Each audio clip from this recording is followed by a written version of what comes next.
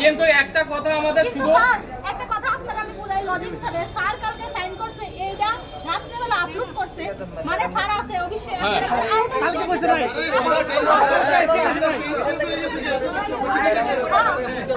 sir মানে কি না তাহলে কি সামনাতে সাড়ে 7:30 ঘন্টা হইছে আরে কালকে বাড়িতে